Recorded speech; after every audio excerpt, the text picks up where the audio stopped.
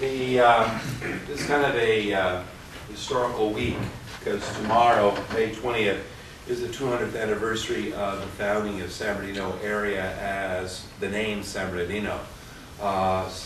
Saint Bernardine of Siena, Italy. Saint's name, Father de Metz from Mission San Gabriel came out into this area on May 20th of 1810 and named the valley after the name of the saint's name that occurred that day.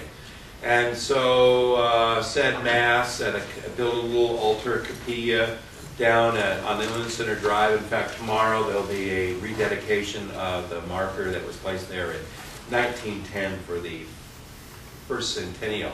So tomorrow is the bicentennial of that event. 9 years later, once again, Spanish priests from San Gabriel employed a native Indian from this area by the name of Solano. He might have been Gabriano or he might have been Kuhia, we're not sure.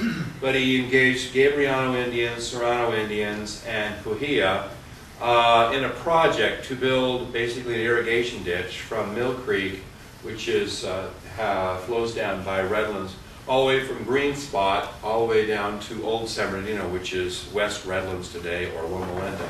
A 12-mile long project in 1819 is a pretty big deal.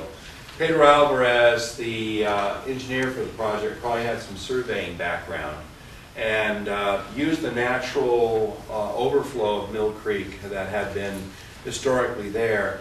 He had the Indians build a 30-yard long dam across Mill Creek, about 3.5 feet high, and then entrenched it over, paralleling what is today Highway 38. And then it comes right on down through Green Spot, and then Crafton, and then finally right through the University of Redlands on the backside where the administration building is, through Sylvan Park, and then through downtown Redlands, and then on its way to, as I said, West Redlands or Old San Bernardino. The sinew that ties all of the communities together here is Mill Creek Zanja. Irrigation from that was first used in 1820, so in the spring of 1820, we have our first crops grown in the area, squash and peas and beans and other kinds of things to feed the Native Americans. Because if you're a hunting and gathering society and you're eating acorns or eating rattlesnakes and squirrels, something about wheat and barley and oats that sounds so much better than eating, your local flora and fauna. And you're not hunting and gathering anymore. You can now live in a substantial place, and you've got fresh water from Mill Creek flowing down right by your Indian village. So last week on Sunday, the Redlands Historical Society had a history fair and rededicated a park on the west end of the Sankey. They call it their Heritage Park, and they have moved the Coal House, the Curtis House, and a railroad engine to that location because the Cole family and the Curtis family all settled on the west end of the valley in the 1850s. So we had the beginning of the Mormon settlement in the area along Mill Creek Zanja in the 1850s.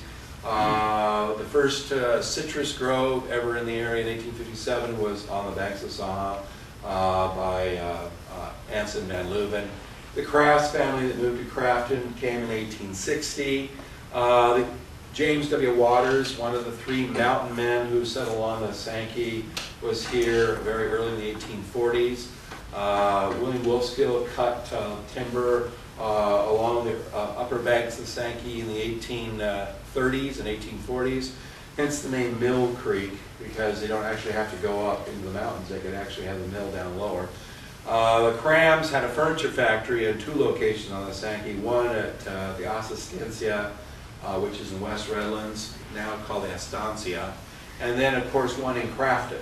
So they would cut timber in one area along it and then move to another location because they very quickly cut down all the trees because they were building every 2 years about 1,000 chairs, supplying all of Southern California probably with all the early furniture that had bedposts and things of that nature. So we chose as our theme here a Native American with a hoe standing along the banks of Zanja, and quickly, as I said, sycamore trees and oaks and riparian trees grew along the banks because it's got the full flow of all of Mill Creek going down it. This time of year, this early spring, we've had a pretty good winter up the mountains, you can have 4,000 to 5,000 inches of water. And so fishing on the Mill Creek Sankey became a big deal. For when Redlands got started in 1881, they passed one of the first ordinances, which was 125 fish per day per person. Okay, so obviously there was a lot of fresh mountain trout there in that stream that no longer, of course, flows that regularly. In 1924, the city of Redlands bought out the water rights of Old San Bernardino, and we put in a well, and we put the whole west end of the Sankey into a pipe. And so that end of the well, that end is now a pipeline where the Sankey used to be. Loma Linda does not want to lose its heritage with the Zanja, and in fact, right through the middle of Heritage Park, they're putting in a walkway, the width of the Zanja, and of course they're marking it.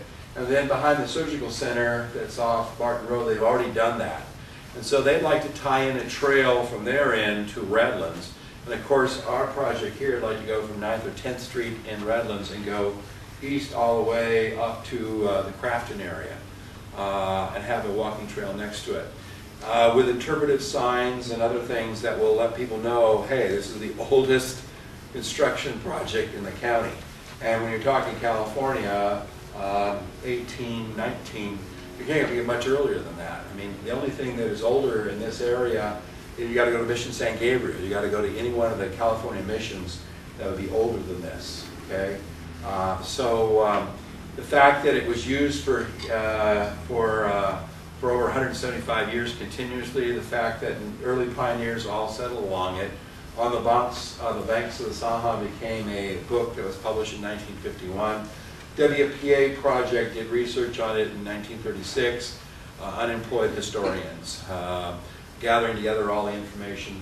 More litigation on this little water stream than than any other major river in Southern California, because water is king and water is money. And if you don't have water, you've got nothing. So we're going to put the. I think you want a little quickie tour here. That when you're 12 miles long and you're looking at aerial photographs, lots of people can get lost really quick. So way out here in Crafton, you can see on the far right end here, you can see the line that goes through. And let's see if I can point out University of Redlands here so you can see where you are. The red box. Red box. There's several red boxes. Oh, here we are. University of Redlands, right here. You can see that essentially the land the university has on both sides of the Zanja. The developed side, of course, is the north side. When the U of R got started, they put up an administration building in 1907, and they faced it both directions because they weren't sure if they're going to go Cook Street and south, or whether they're going to build towards Colton and go north. As it turns out, they got the property for free going north. But the U of R administration building is a duplicate on both sides, so they could build in either direction, which was smart planning on their part. Plus, it looks like the Parthenon. Okay. As you look through, as it went through downtown Redlands, it wasn't placed underground in downtown Redlands until 1934. So Redlands Boulevard was called Water Street, and for good reason. The water flowed right there. In 1891, a water wheel was placed in the Sankey at Redlands Boulevard and Orange Street that produced electric current. Had a generator. In fact, that generator is on display right now at the San Bernardino County Museum. And the water wheel is in the back of the Hall of History, which you can go view it. It's about 10.5 feet across and maybe 6 feet high. Wooden paddles that turn in Mill Creek because it had the full flow of the stream. And it would light 6 incandescent bulbs. Let's go ahead to the next one. So crossing at Church Street, today the freeway crosses right over the Sankey. And of course, railroads also parallel the Zanja because they need the water for the steam engines. Both Santa Fe and Southern Pacific track parallels the Sankey it goes through. Redlands in 1912 wanted a park, a public park. It was during the Progressive period, and we were thinking green. We've thought green several times, but never consistently, okay? But Sylvan Park was developed as a way of preserving a chunk of the Zanja from really East Street, which is today